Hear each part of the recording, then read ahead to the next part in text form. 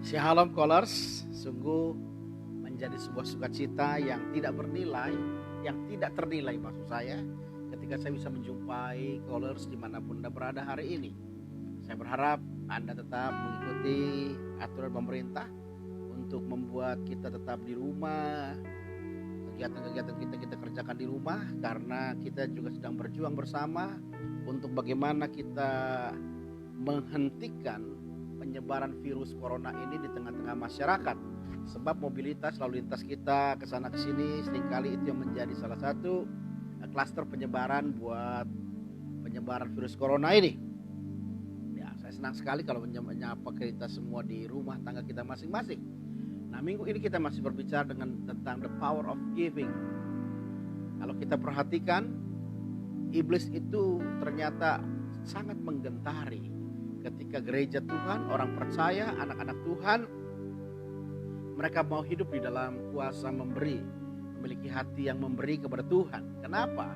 Karena indikasinya kita perhatikan, ketika Ayub dicobai oleh iblis, perhatikan, titik serangan yang pertama kali dan tujuan untuk mematikan adalah iblis tidak menyerang kematian anak-anak Ayub terlebih dahulu. Iblis tidak menyerang istri Ayub untuk bersungut-sungut terlebih dahulu. Iblis juga tidak menyerang bagaimana Ayub memiliki borok dari ujung kepala sampai ujung kaki, penyakit tubuh yang dialami oleh Ayub. Tetapi Ayub mengalami serangan yang sangat sekali membahayakan, karena kalau serangan ini berhasil, maka itu akan merusak ke beberapa sistem pertahanan yang dimiliki oleh Ayub. Kalau kita menjadi seorang panglima perang di sebuah negara ketika melakukan peperangan dengan bangsa lain, maka saya percaya kemenangan akan kita peroleh dengan mudah ketika kita bisa menghancurkan instalasi tempur musuh dengan begitu cepat. Karena dengan tidak ada instalasi tempur, maka mereka tidak bisa berperang lagi dengan kekuatan mereka. Nah, maka oleh sebab itu, kalau kita perhatikan, iblis ketika menyerang pertama kali, dia menghancurkan kambing, ternak, lembu, sapi daripada Ayub. Tujuannya apa? Karena di Ayub pasal 1 ayat 5 dikatakan Ayub itu senantiasa memberi korban bakaran ketika anak-anak mereka mengadakan pesta. Artinya kambing, ternak, lembu, sapi itu dimiliki oleh Ayub dengan tujuan membangun sebuah hubungan intens dengan Allah. Dan betul, ketika kambing, ternak, lembu, sapi ini hancur, tidak lagi terjadi sebuah komunikasi keintiman dengan Tuhan, iblis begitu mudah menghancurkan bagian hal-hal yang lain dari kehidupan Ayub. Nah, oleh sebab itu kita mengambil kesimpulan sederhana, iblis begitu gentar kalau anak-anak Tuhan hidup dalam kuasa memberi, memiliki the heart of giving, hati yang memberi. Itu terbukti dari siapa yang pertama kita bahas hari Senin yang lalu, tentang beberapa hari yang lalu, yang bernama Salomo. Alkitab berikan catatan, pada masa Salomo Israel begitu sangat superior karena menguasai bangsa-bangsa dari daerah Sungai Efrat sampai ke perbatasan Filistin, bahkan sampai perbatasan Mesir. Artinya Israel negara yang kecil, bangsa yang kecil, bukan bangsa yang besar, dan namun memiliki superioritas menguasai banyak bangsa di sekitar mereka. Kemarin kita bahas kenapa sampai Salomo bisa mengatasi superior terhadap bangsa-bangsa yang lain. Karena ternyata selama 40 tahun Salomo memerintah Israel, Salomo tidak pernah berperang untuk menaklukkan satu bangsa pun juga. Selama 40 tahun dia memerintah Israel, tidak pernah ada peperangan yang dikobarkan oleh Salomo. Artinya penaklukan bangsa-bangsa dikerjakan tidak dengan kekerasan, tidak dengan peperangan. Ternyata apa yang menyebabkan bangsa-bangsa tunduk dan hormat kepada Salomo? Karena Salomo adalah manusia yang berhikmat. Hikmat inilah yang membuat bangsa-bangsa lain kagum, tunduk dan takluk kepada Salomo, dan memberikan upeti yang hebat kepada Salomo. Namun pertanyaan menarik, Salomo mendapatkan hikmat itu dari mana? Atau kapankah Allah memberikan hikmat kepada Salomo? Ternyata yang menarik adalah Allah menjumpai Salomo dan menawarkan, apa yang kau minta daripadaku kepada Salomo ini. Ternyata ketika Salomo siang harinya memberikan persembahan korban bakaran 1000 korban bakaran. Saudara bisa bayangkan kalau seekor korban bakaran itu bernilai seekor sapi yang nilainya 10 juta, maka persembahan Salomo senilai 10 miliar. Bayangkan.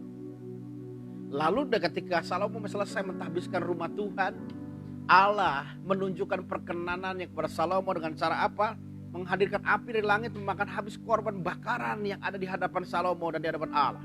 Berapa banyak korban bakaran itu? Kita memberikan catatan 120.000 ekor kambing domba.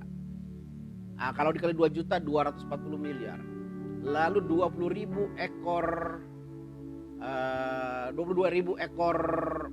lembu sapi. Kalau dikalikan 10 juta 220 miliar. Kalau dijumlahkan 460 miliar, artinya hampir setengah triliun persembahan Salomo hanya untuk sebuah korban bakaran. Ya, artinya Salomo adalah radikal giver, pemberi yang radikal, dan Tuhan berkenan dan Tuhan menyatakan keperkenanannya lewat otoritas yang namanya hikmat, dan Dia menguasai banyak bangsa. Kemarin kita bahas lagi sesi yang kedua, the power of giving ini. Kenapa iblis begitu gentar kepada orang percaya, kepada anak-anak Tuhan, kepada orang benar yang memiliki hati yang memberi.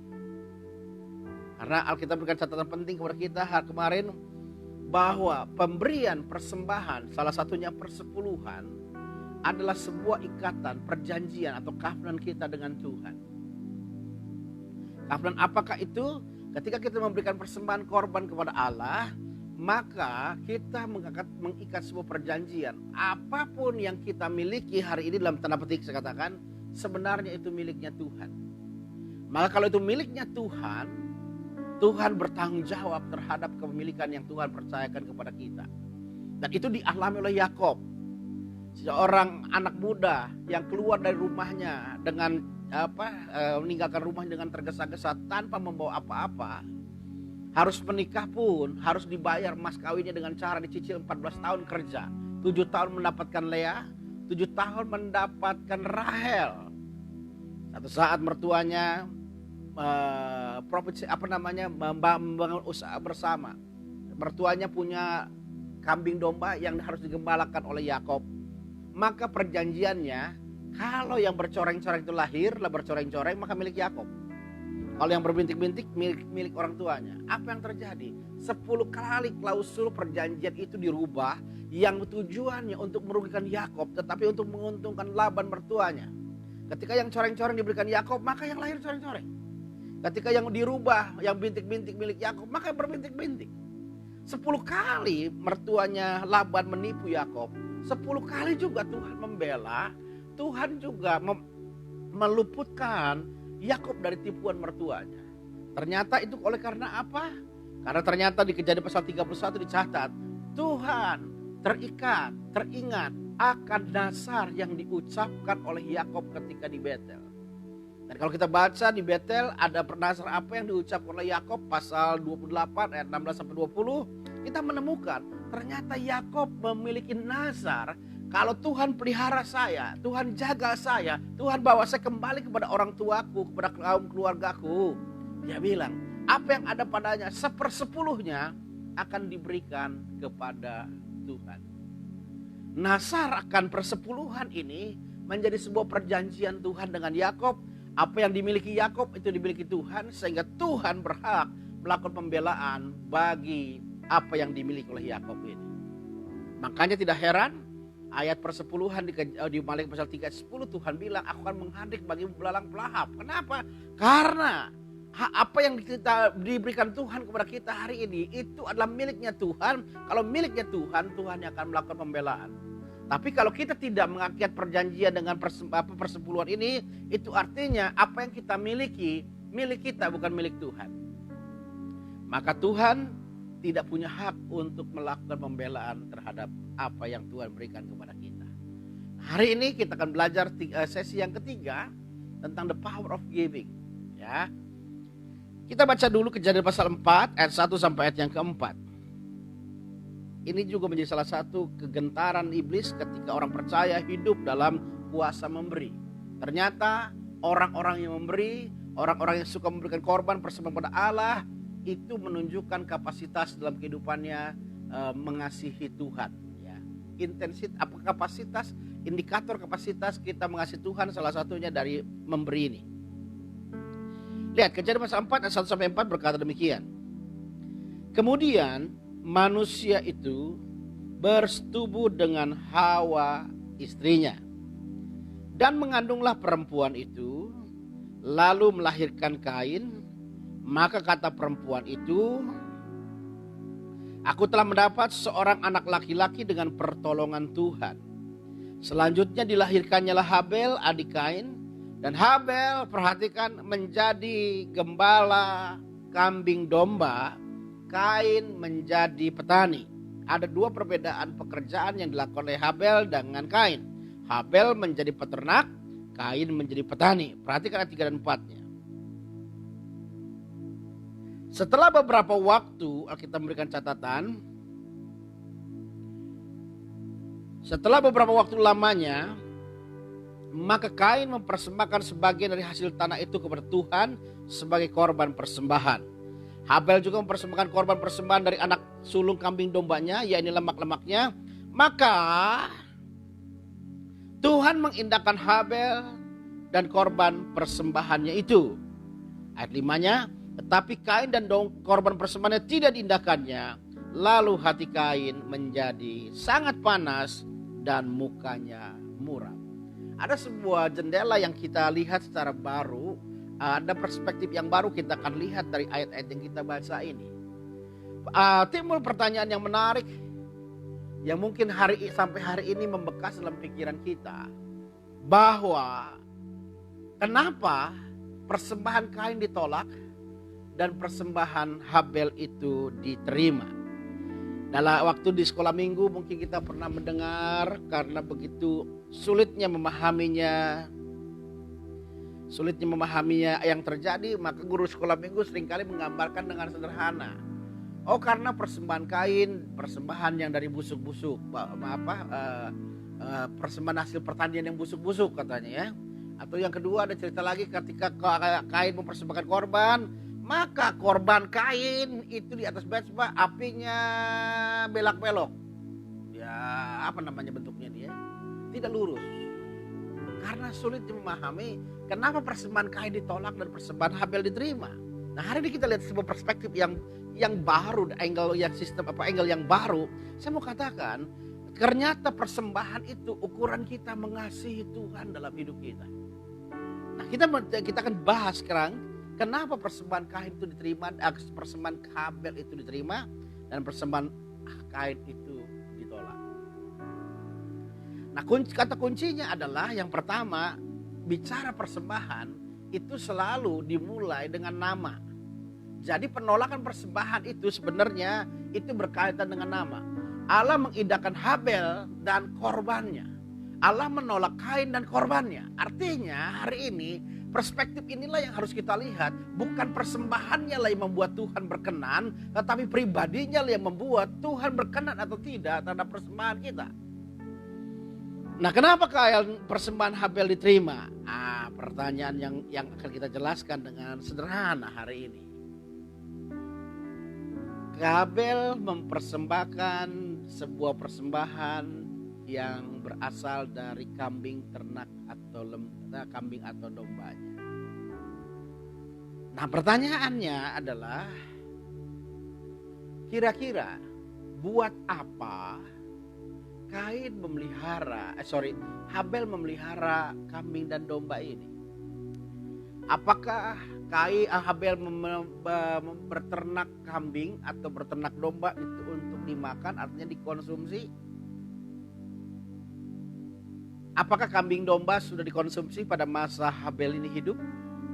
Coba kita lihat, bandingkan dengan pasal 9-nya.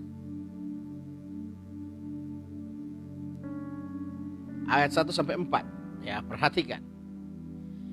Kejadian pasal 9, 1-4 kita menemukan fase di mana manusia mulai makan binatang, artinya tidak lagi vegetarian, itu di pasal ini. Tidak vegetarian ya. Pasal 9, 1-4 bilang begini. Lalu Allah memberkati Nuh dan anak-anaknya, serta berfirman kepada mereka, beranak cuculah dan bertambah banyaklah, serta penuhilah bumi. Akan takut dan akan gentar kepadamu segala binatang di bumi dan segala burung di udara, segala yang bergerak di muka bumi dan segala ikan di laut. Ke dalam tanganmu lah semuanya itu diserahkan. Lihat ayat 9-nya, ayat 3-nya, pasal 9:3. Segala yang bergerak, yang hidup dan akan menjadi makananmu, Aku telah memberikannya semua itu kepadamu seperti juga tumbuh-tumbuhan hijau. Hanya daging yang masih ada nyawanya, yaitu darahnya, janganlah kamu makan. Ternyata secara kronologi kita menemukan sebuah kebenaran yang menarik. Kapan manusia itu memulai makan daging, tidak lagi menjadi vegetarian. Alkitab berikan catatan, itu peristiwanya terjadi di dalam kitab Kejadian pasal 9 ayat yang ketiga.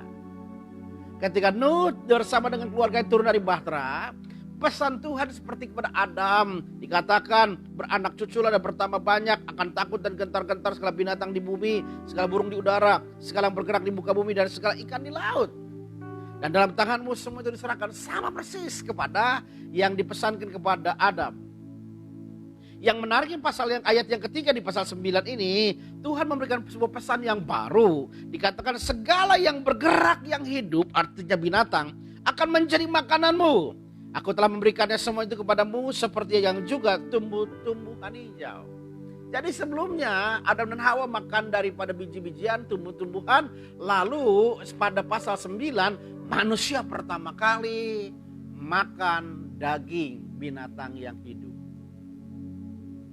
Artinya pasal yang keempat, ketika Habel mempersembahkan kambing ternaknya itu sebagai korban bakar kepada Allah, pasti saya pastikan bahwa Habel memelihara kambing, memelihara ternak ini tidak untuk dikonsumsi. Karena pada masanya manusia belum memakan daging.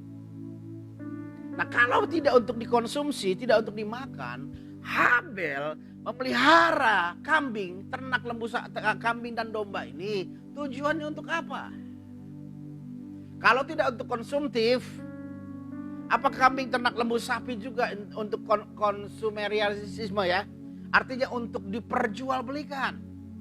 Adakah nilai ekonominya ketika Habel memelihara kambing dan domba ini? Artinya dia bisa jual untuk mendapatkan uang yang lebih banyak? Saya bilang tidak juga. Kenapa? Karena pada masa Habel hidup, belum banyak orang yang ada di dunia ini. Kalau Habel menjual kambingnya, menjual ternaknya sama siapa? Ya perhatikan. Jadi Habel memberikan persembahan kepada Tuhan, kambing dan domba itu tidak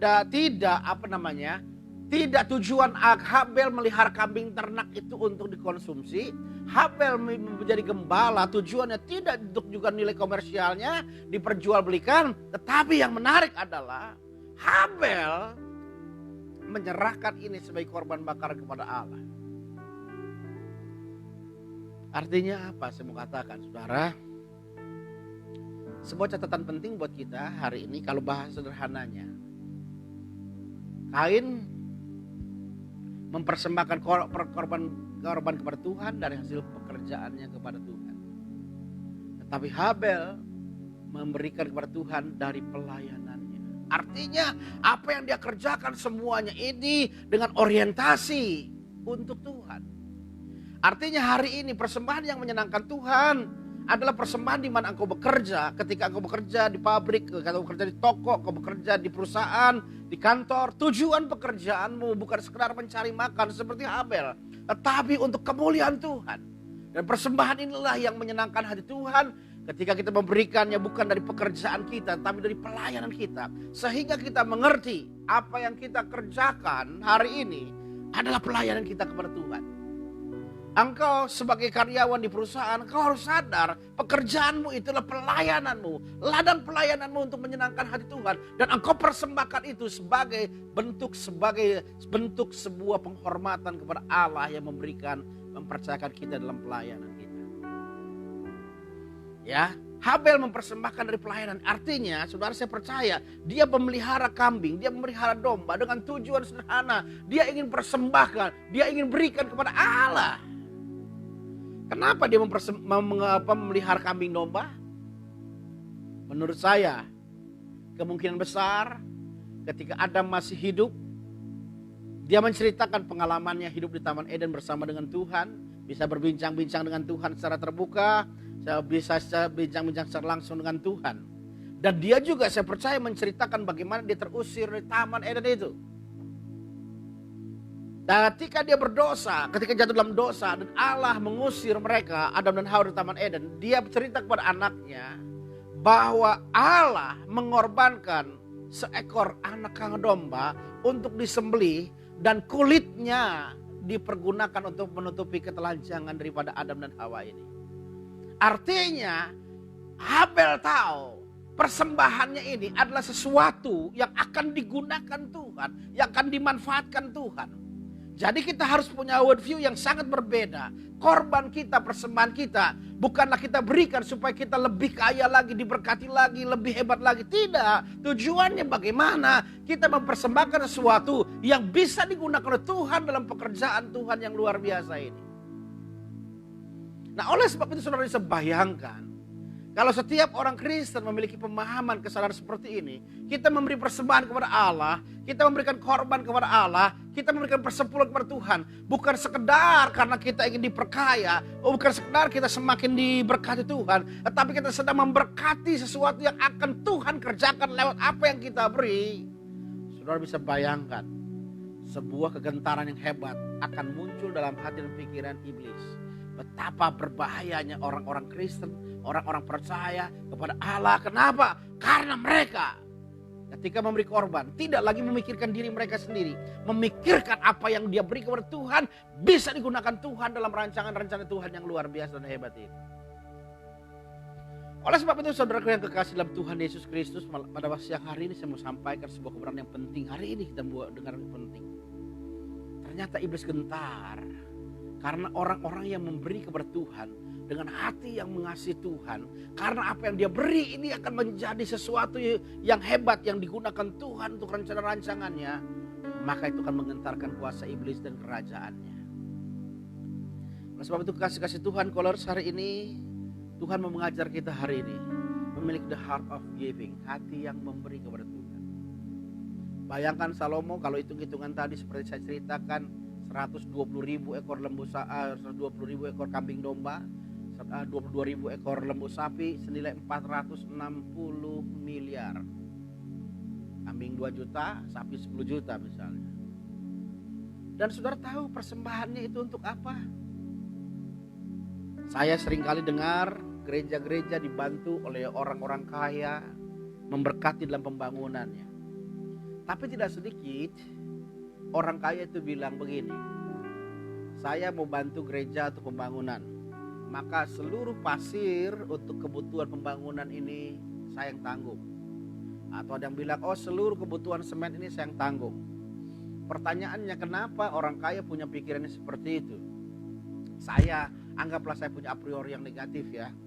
Padahal saya tahu tidak semua orang seperti itu. Kalau ada orang yang seperti itu, yang bilang semennya atau pasirnya atau besinya semua berasal dari dia, maka selama gereja itu berdiri, selama gereja itu akan ada, maka selama itu juga nama dia akan diperbincangkan sebagai orang yang murah hati, yang menopang pembangunan gereja. Karena bentuk fisiknya ada. Sedangkan Salomo lihat ya, mempersembahkan sesuatu yang dibakar habis senilainya 460 miliar rupiah, setengah triliun. Saudara bisa bayangkan ketika api turun dari langit memakan habis semua korban ini, maka tidak ada bekas, tidak ada sisa, tidak ada monumen yang mengingatkan itu semua karena habis. Artinya hari ini seberapa kita mengasihi Tuhan diukur dari seberapa kita memberikan persembahan kepada Tuhan yang sifatnya tidak untuk selfish diri pribadi kita, tidak untuk sekedar kita diberkati Tuhan, tetapi kita percaya apa yang kita beri kepada Tuhan seperti dimakan api habis tanpa sisa, dan mungkin juga orang tidak akan mengingat kita. Dan ini saya percaya kalau semua orang Kristen bisa memberi kepada Tuhan dengan hati yang benar seperti ini. Saudara bisa bayangkan sekali lagi, orang-orang yang tidak lagi mengasihi mamon, tidak lagi terikat dengan mamon, tidak terikat lagi dengan harta kaya, dia bisa beri kepada Tuhan. Maka Tuhan bisa bekerja dengan luar biasa dan hebat. Ya, Tuhan bisa bekerja dengan hebat. Bayangkan, kalau orang-orang yang punya hati mengasihi Tuhan, memberi kepada Tuhan dengan pikiran bahwa dia memberikan sesuatu yang akan digunakan Tuhan bukan untuk pribadinya, maka setiap persembahan itu menjadi berkenan kepada Allah. Dan Allah akan hadir di tengah-tengah kehidupan kita dengan luar biasa. Jadi hari ini kita mendapatkan sebuah kebenaran yang penting hari ini. Sekali lagi, Habel mempersembahkan korban beternak, bekerja sebagai peternak, bekerja sebagai gembala. Buat apa dia mengembalakan? Padahal binatang yang digembalakan tidak untuk dikonsumsi, tidak untuk diperjualbelikan juga. Artinya pekerjaan yang seolah sia-sia, pekerjaan yang tidak dapat benefit, pekerjaan yang tidak berdampak kepada hidupnya. Tetapi itulah yang berkenan kepada Tuhan. Persembahan benih yang akan mati. Seperti Alkitab berikan catatan, Yesus bilang, kalau benih jatuh ke tanah dan mati, maka dia akan bertumbuh. Setiap persembahan kita yang kita berikan karena kita mengasihi Allah, itu seperti persembahan yang mati, yang akan Tuhan kerjakan dengan hebat dan luar biasa. Jadi hari ini kebenaran yang ketiga kita dapatkan, kita peroleh sebuah pencerahan. Allah mau kita memberi kepada Tuhan karena kita mengasihi Tuhan, sebagai bentuk penghormatan dan penghargaan kepada Tuhan, dan bukan kita untuk mendapatkan sesuatu yang lebih besar dan banyak lagi daripada Tuhan.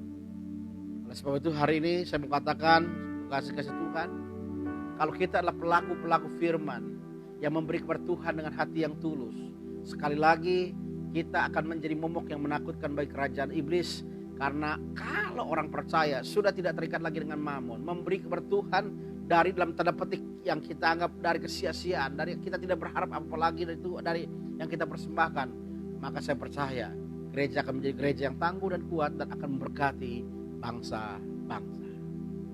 Ya, mari kita berdoa buat firman yang kita dengar pada siang hari ini. Kami bersyukur buat firman yang mendewasakan kami hari ini. Persembahan yang kami berikan seharusnya dalam kedewasaan rohani kami. Bukan lagi kami berikan supaya kami mendapatkan feedback, umpan balik daripada apa yang kami lakukan. Tetapi sama seperti yang dilakukan oleh Habel. Dia memelihara kambing dombanya. Dia sebagai gembala daripada kambing domba. Tetapi kambing dan domba yang dia gembalakan sama sekali tidak bermanfaat untuk dirinya pribadi. Sebab kambing dan domba pada masa itu belum dikonsumsi untuk menjadi makanan keseharian mereka. Juga mereka, Habel juga mempersembahkan kambing dan domba. Tidak ada nilai komersialnya karena tidak diperjualbelikan. Tetapi dia memelihara kambing dan domba karena dia tahu ada sesuatu yang dia harus persembahkan, yang Tuhan akan bisa gunakan untuk kemuliaan dan kebesaran nama Tuhan. Itulah yang dia dengar mungkin dari Abraham, dari Adam bapaknya. Bahwa ketika mereka terusir dari Taman Eden, Allah memotong seekor korban, lalu kulitnya digunakan untuk menutupi ketelanjangan Adam. Oleh sebab Tuhan, mari bangunkan sebuah pemahaman dalam setiap kolors di manapun mereka berada hari ini. Persembahan mereka, korban mereka, tanda mereka mengasihi Tuhan, tanda mereka mencintai Tuhan dengan sungguh, sehingga Tuhan diperkenan dalam kehidupan mereka. Dan hari ini juga Tuhan mengajar kepada kami tidak lagi memberi dari hasil pekerjaan kami, tetapi dari pelayanan kami. Sebab setiap pekerjaan yang Tuhan percayakan kepada kami adalah ladang pelayanan kami. Jikalau kami adalah karyawan di sebuah perusahaan, maka ladang pelayanan kami adalah di mana tempat kami bekerja. Itulah yang Tuhan kehendaki. Kami memberkati Tuhan, memberi kepada Tuhan dari pelayanan kami kepada Tuhan. Terima kasih Bapa. Hanya dalam nama Tuhan Yesus Kristus kami bersyukur dan berdoa. Haleluya. Amin. Jangan lupa, besok kita tidak ada live streaming pukul 12. Karena besok kita akan live streaming mengikuti ibadah kenaikan Tuhan Yesus Kristus. Tapi jangan lupa ibadah kita bukan jam 7, tetapi jam 8 dan 10 ya. Jadi sesi pertama jam 8 kita beribadah, sesi kedua jam 10 ya. Lalu siang, sore, malam hari ini kita akan berjumpa dengan Pak Pendeta Mulyana membahas kekuatan yang merubah hidup kita ya. Seri yang kedua agar semuanya kita bisa hadir dan merayakannya ya. Dan yang ketiga, bahwa besok juga live streaming malam juga itu ditiadakan karena ada ibadah live streaming kenaikan Tuhan Yesus Kristus pada pagi harinya. Dan hari Jumat kita akan berjumpa dengan hamba Tuhan Pendeta Dr. Tony Tanuwijaya yang akan sharing firman tentang the power of giving ini juga. Tuhan memberkati kita semua.